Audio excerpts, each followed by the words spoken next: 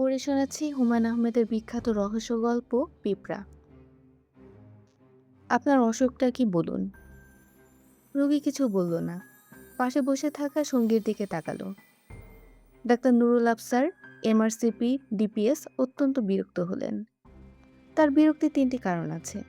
প্রথম কারণ হচ্ছে ৮টা বেজে গেছে, রোগী দেখা বন্ধ করে বাসায় যেতে হবে। আজ তার শালিকার জন্মদিন। দ্বিতীয় কারণ হচ্ছে গ্রাম থেকে আসা রোগী তিনি পছন্দ করেন না। এরা হয় বেশি কথা বলে, নয় একেবারেই কথা বলে না। ভিজিটের সময় হলে দরদাম করার চেষ্টা করে, হাত কচলে মুখে তেল তেলে ভাব ফুটিয়ে বলে, কিছু কম করা যায় না ডাক্তার সাহেব, গরিব মানুষ। আজকের এই রোগীকে অপছন্দ করার তৃতীয় কারণটি তেমন গুরুত্বপূর্ণ নয়, তবু নুরুল আফসার সাহেবের কাছে এই কারণটি প্রধান বলে বোধ হচ্ছে। লোকটির চেহারা নির্বোধের মতো। এই ধরনের লোক নিজের অসুখটাও ঠিকমতো বলতে পারে না, অন্য একজনের সাহায্য লাগে। বলুন, তাড়াতাড়ি বলুন, আমার অন্য কাজ আছে। লোকটি কিছু বলল না, গলা খাকারি দিয়ে সঙ্গীর দিকে তাকালো। ভাবখানা এরকম যে অসুখের কথাবার্তা সঙ্গীতেই বলবে। সেও কিছু বলছে না। ডাক্তার নুরুল আফসার হাত ঘড়ির দিকে এক ঝলক তাকিয়ে বললেন, গরু ছাগল তার কি অসুখ বলতে পারে না, তাদের অসুখ অনুমানে ধরতে হয়। আপনি তো আর গরু ছাগল না। চুপ করে আছেন কেন? আপনার নাম কি? রোগী কিছু বলল না। তার সঙ্গী বলল, ওনার নাম মকবুল, মোহাম্মদ মকবুল হোসেন ভূঁইয়া। নামটাও তো আরেকজনকে বলে দিতে হচ্ছে। আপনি কি কথা বলতে পারেন, না পারেন না? পারি। কি নাম আপনার? মোহাম্মদ মকবুল হোসেন ভূঁইয়া। বয়স কত? 52। আপনার সমস্যাটা কি? রোগী মাথা নিচু করে ফেলল। নুরুল আফসার সাহেবের ধারণা হলো অস্বস্তিকর কোনো অসুখ, যার বিবরণ সরাসরি দেয়া মুশকিল। আর তো সময় দিতে পারবো না, আমাকে এক জায়গায় যেতে হবে। যদি কিছু বলার থাকে এক্ষুনি বলবেন, বলা না থাকলে চলে যান। রোগী আবার গলা খাকারি দিল। তার সঙ্গী বলল, ওনার অসুখ কিছু নাই। অসুখ কিছু নেই তা এসেছেন কেন? ওনারে পিঁপড়ায় কামড়ায়। কি বললেন? পিঁপড়ায় কামড়ায়, পিপিলিকা। ডাক্তারি করতে গেলে অধৈর্য হওয়া চলে না, রোগীদের সঙ্গে রাগারাগিও করা চলে না, এতে পসার কমে যায়। রোগের বিবরণ শুনে বিস্মিত হওয়াও পুরোপুরি নিষিদ্ধ। রোগের ধরন ধারণ যতই অদ্ভুত হোক, ভান করতে হয় যে এ জাতীয় রোগের কথা তিনি শুনেছেন এবং চিকিৎসা করে আরাম করেছেন। নুরুল আফসার সাহেব ডাক্তারের এই সব সহজ নিয়মকানুন নিষ্ঠার সঙ্গে মানেন। আজ মানতে পারলেন না। ধমকের স্বরে বললেন, পিঁপড়ায় কামড়ায় মানে? রোগী পকেটে হাত দিয়ে এক টুকরো কাগজ বের করে বলল, চিঠিটা পড়েন, চিঠির মধ্যে সব লেখা আছে। কার চিঠি? কাশিম সাহেব। কাশিম সাহেবকে? এমবিবিএস ডাক্তার, আমাদের অঞ্চলের, খুব ভালো ডাক্তার। উনি আপনার কাছে আমার পাঠাইছেন। বলছেন নাম বললে আপনি চিনবেন, উনি আপনার ছাত্র। নুরুল আফসার সাহেব কাশেম নামের কোনো ছাত্রের কথা মনে করতে পারলেন না। কাশেম বহুল প্রচলিত একটি নাম। ক্লাসে প্রতি বছরই দু একজন কাশেম থাকে। এ কোন কাশেম কে জানে? স্যার, চিনেছেন? চিনি না বলাটা ঠিক হবে না। পুরনো ছাত্ররা রুগী পাঠায়, এদেরকে খুশি রাখা দরকার।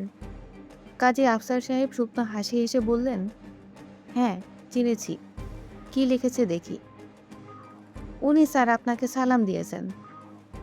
আচ্ছা ঠিক আছে, দেখি চিঠিটা দেখি। চিঠি দেখে ডাক্তার সাহেবের ভ্রু কুঞ্চিত হলো। বাঙালি জাতির সবচেয়ে বড় দোষ, এরা কোনো চিঠি সংক্ষেপ করতে পারে না। দুপাতার এক চিঠি পেতে বসে পড়েছে। তিনি পড়লেন,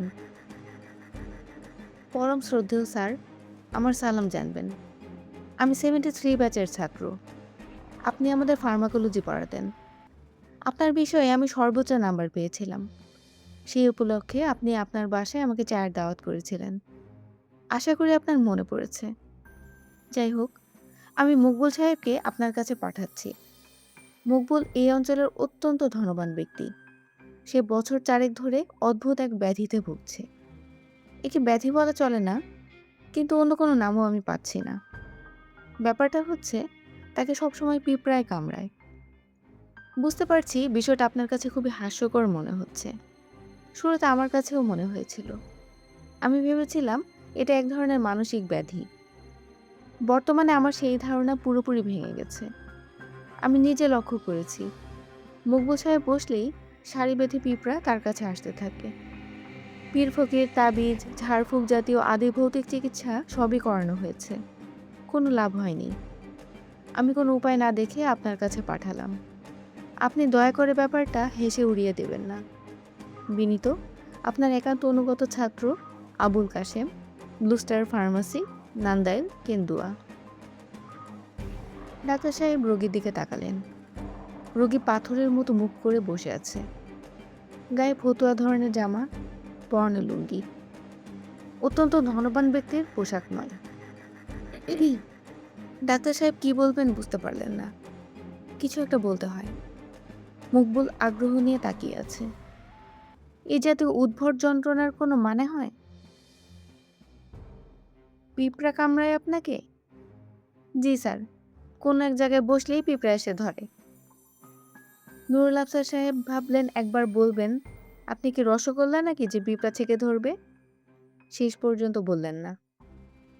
বড় কষ্টে আছি স্যার, যদি ভালো করে দেন সারা জীবন কেন গোলাম হইয়া থাকবো। টাকা পয়সা কোনো ব্যাপার না স্যার, টাকা যা লাগে লাগুক। আপনার কি অনেক টাকা? জি স্যার।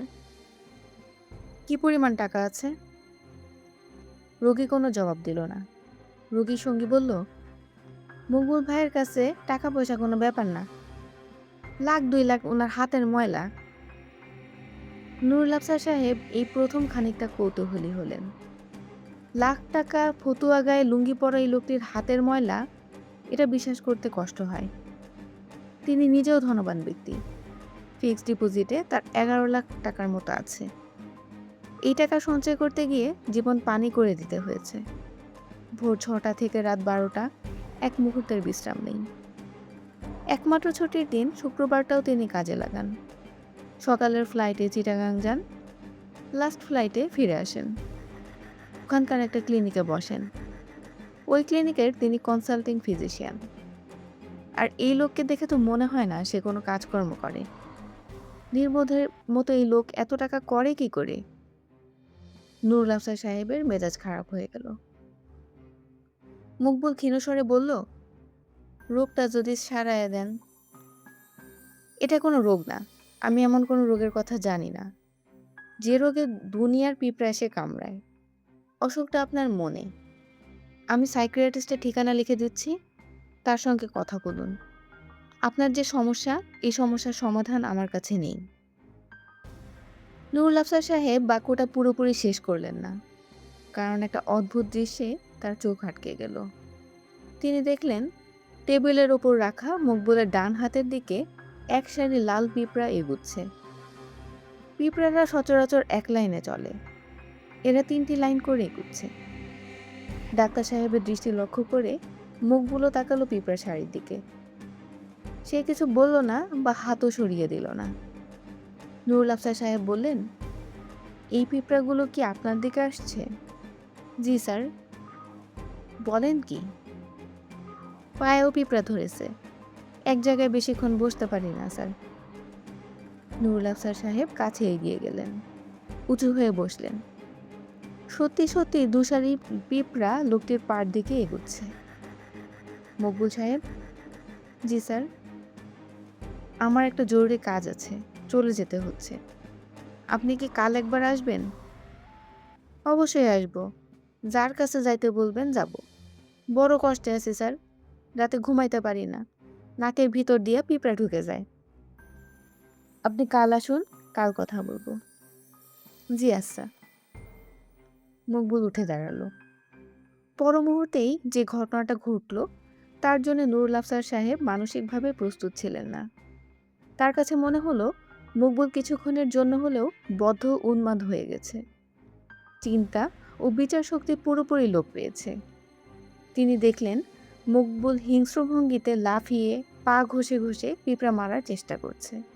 এক পর্যায়ে সে হুমড়ি খেয়ে পড়ল টেবিলে। দু হাতে পিষে ফেলল পিঁপড়ার শাড়ি। মকবুলের মুখ ঘামে চটচট করছে, চোখের তারা ঈষৎ লালাব, মুখে হিস হিস শব্দ করছে এবং নিচু গলায় বলছে, হারামজাদা, হারামজাদা। তার সঙ্গী কিছুই বলছে না, মাথা নিচু করে দেশলাইয়ের কাঠি দিয়ে দাঁত খুঁচাচ্ছে। তার ভাবভঙ্গি দেখে মনে হয় স্বাভাবিক যে এ জাতীয় ঘটনার সঙ্গে সে পরিচিত। এই ঘটনায় সে অস্বাভাবিক কিছু দেখছে না। নুরুল আফসার সাহেব শালীর জন্মদিনের কথা সম্পূর্ণ ভুলে গেলেন। রোগীর দিকে হতভম্ব চোখে তাকিয়ে রইলেন। তার দুজন অ্যাসিস্ট্যান্টও ছুটে এসেছে। তারা দরজা ধরে দাঁড়িয়ে আছে। তাদের চোখে মুখে বিস্ময়ের চেয়ে ভয় বেশি। মকবুল হঠাৎ করেই শান্ত হয়ে গেল। নিচু গলায় বলল, স্যার, মনে কিছু নিবেন না। এই পিঁপড়ার ঝাঁক আমার জীবন শেষ কইরা দিছে।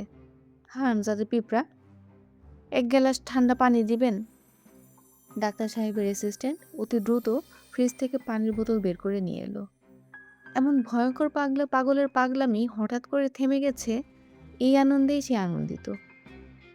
মকবুল পানির গ্লাস হাতে নিয়ে বসে রইল, পানি মুখে দিল না। মাথা নিচু করে বিড়বিড় করে বলল, যেখানে যাই সেইখানে পিঁপড়া, কি করব কন? যে খাটে ঘুমাই সেই খাটের পায়া নিচে বিরাট বিরাট মাটি সরা, সরা ভর্তি পানি, তাতেও লাভ হয় না। লাভ হয় না? জি না।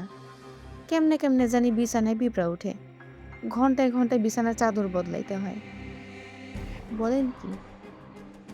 সত্যি কথা বলতেছি জনাব, এক বর্ণ মিথ্যা না। যদি মিথ্যা হয় তাহলে যেন আমার শরীরে কুষ্ঠ হয়। আমি জনাব এক জায়গায় বেশিক্ষণ থাকতেও পারি না, জায়গা বদল করতে হয়। আমার জীবন শেষ। ডাক্তার সাহেব একদৃষ্টিতে তাকিয়ে রইলেন। যে লোকটিকে শুরুতে মনে হয়েছিল কথা বলতে পারে না, এখন দেখা যাচ্ছে সে প্রচুর কথা বলতে পারে। এটাই স্বাভাবিক। গ্রামের লোকজনের প্রাথমিক ইনহিবিশন কেটে গেলে প্রচুর কথা বলে। প্রয়োজনের কথা বাদ দিয়ে অপ্রয়োজনের কথাই বেশি বলে। চিকিৎসায় কোনো ত্রুটি করি নাই জনাব। কেরোসিন তেলে কর্পূর দিয়া সেই তেলে শরীর মাখছি।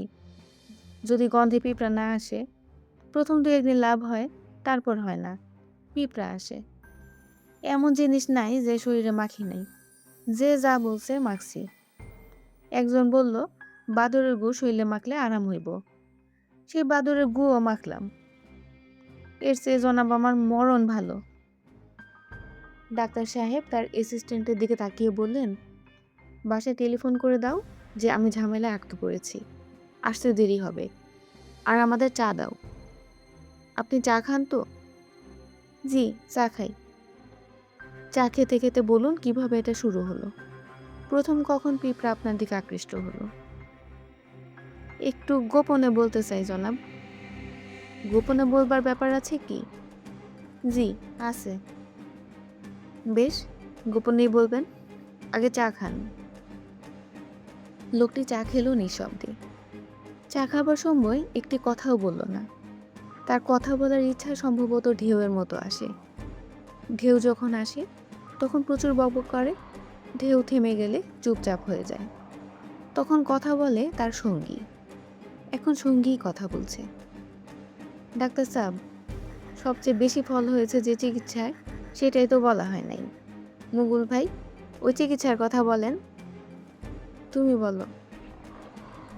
এই চিকিৎসা মুগুল ভাই নিজেই বাইর করছে। বিষে বিষক্ষয় চিকিৎসা। গুড়ের গন্ধে পিঁপড়া সবচেয়ে বেশি আসে। মকবুল ভাই করলেন কি, সারা শরীরে গুড় মাখলেন। এতে লাভ হয়েছিল, 7 দিন কোনো পিঁপড়া আসে নাই। মকবুল গম্ভীর গলায় বলল, 7 দিন না, 5 দিন। ডাক্তার সাহেব বললেন, 5 দিন পরে আবার পিঁপড়া আসা শুরু হলো? জি। পিঁপড়ার হাত থেকে বাঁচার জন্য মনে হয় অনেক কিছু করেছেন? জি। নদীর মাঝখানে নৌকা নিয়ে কয়েকদিন ছিলাম, 3 দিন আরামে ছিলাম, 4 দিনের দিন পিঁপড়া ধরলো। সেখানে পিঁপড়া গেল কিভাবে? জানি না জনাব, অভিশাপ। কিসের অভিশাপ? আপনারে গোপনে বলতে চাই। ডাক্তার সাহেব গোপনে বলার ব্যবস্থা করলেন। পুরো ব্যাপারটায় তিনি এখন উৎসাহ পেতে শুরু করেছেন। শালীর জন্মদিনের কথা মাঝে মাঝে মনে হচ্ছে।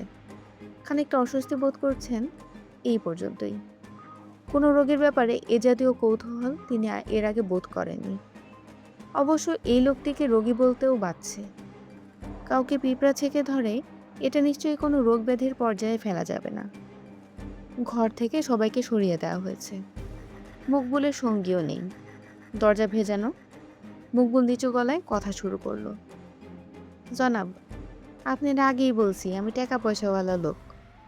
আমাদের টাকা পয়সা আজকালের না। ব্রিটিশ আমলে আমার দাদজান পাকা দেলান করেন। দাদাজানের 2টা হাতি ছিল। একটার নাম ময়না, অন্যটার নাম সুরভি। 2টাই মাদি হাতি। ওই প্রসঙ্গ থাক, আপনার পিঁপড়ার প্রসঙ্গে আসুন। আসতেছি। আমি পিতামাতার একমাত্র সন্তান। বিরাট ভূ সম্পত্তির মালিক। টাকা পয়সা, ক্ষমতা এইসব জিনিস বেশি থাকলে মানুষের স্বভাব চরিত্র ঠিক থাকে না। আমারও ঠিক ছিল না। আপনারা যারা চরিত্র দোষ বলেন তাই হইল। 15-16 বছর বয়সেই। বিরাট বাড়ি, সুন্দরী মেয়ে ছেলের অভাব ছিল না। দাসীবাদী ছিল, দরিদ্র আত্মীয় স্বজনের মেয়ে বউরা ছিল। আমার একটা কঠিন কথা বলার বা শাসন করার কেউ ছিল না। আমার মা অবশ্য জীবিত ছিলেন, কেউ কেউ তার কাছে বিচার নিয়ে গেছে, লাভ হয় নাই। উল্টা আম্মার ধমক খাইছে। আপনি বিয়ে করেননি? জি, বিবাহ করেছি। বিবাহ করব না কেন? 2টি বিবাহ করেছি, সন্তানাদি আছে। স্বভাব নষ্ট হইলে বিয়ে শাদী করলেও ফায়দা হয় না। মেয়ে ছেলে দেখলেই।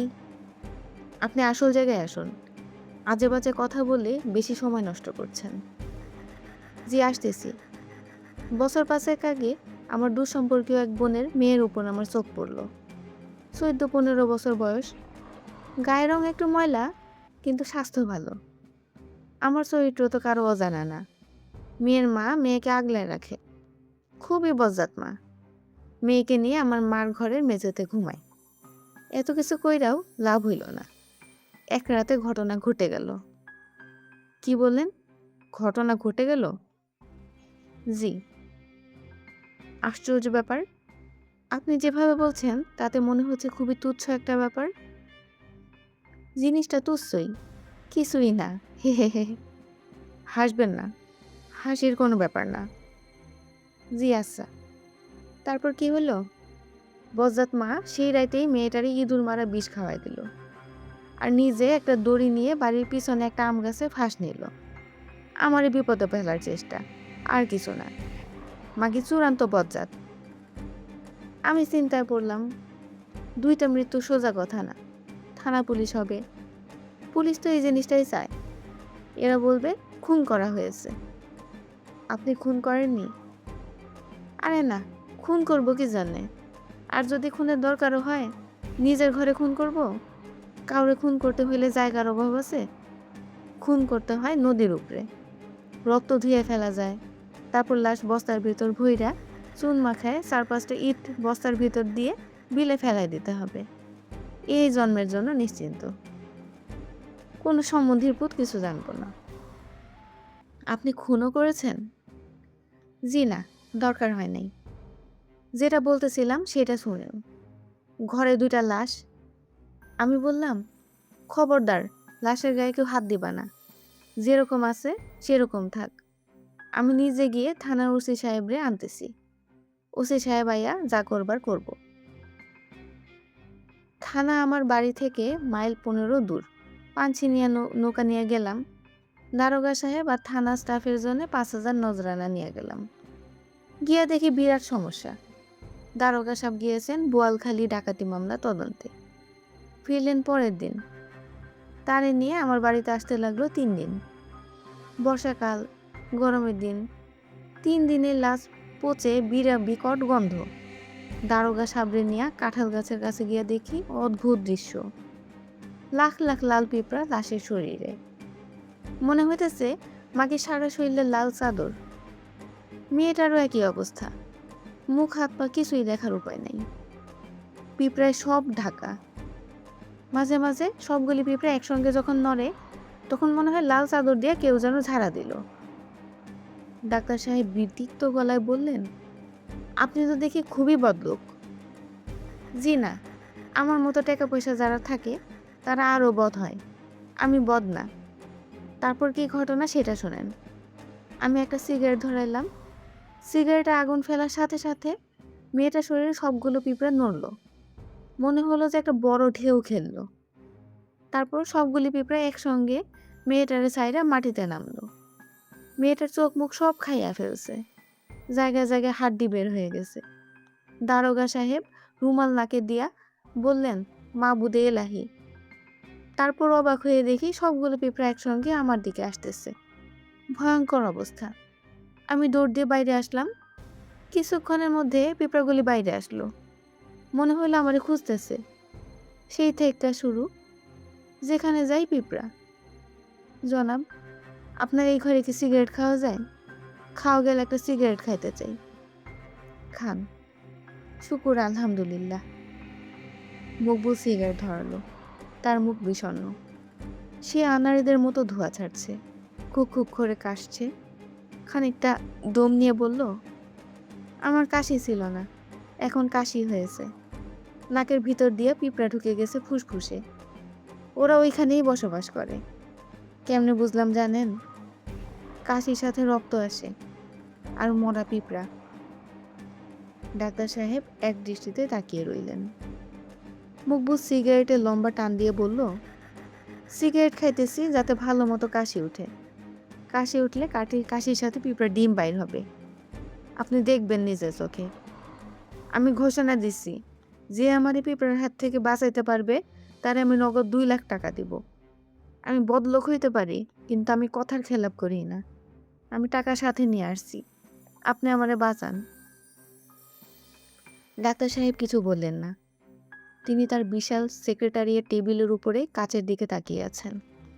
মকবুলের বাম হাত টেবিলের উপর। 2 সারি পিঁপড়া টেবিলের দুপ্রান্ত থেকে সেই হাতের দিকে এগোচ্ছে। মকবুলেরও সেই দিকে চোখ পড়ল। সে ছোট্ট নিঃশ্বাস ফেলে বলল, আপনার কিছু করা সম্ভব না, ঠিক না ডাক্তার সাহেব? হ্যাঁ, ঠিক। আমি জানতাম আমার মরণ পিঁপড়ার হাতে। মকবুল মন্ত্রমুগ্ধের মতো এগিয়ে আসা পিঁপড়ার শাড়ির দুটির দিকে তাকিয়ে আছে। তার চোখ চকচক করছে। সে তার বাঁ হাত আরেকটু এগিয়ে দিয়ে নিচু গলায় বলল, নে খা। পিঁপড়াটা মনে হলো একটু থমকে গেল, গা বেয়ে উঠল না। কিছুক্ষণ অনিশ্চয়তায় ভুগল।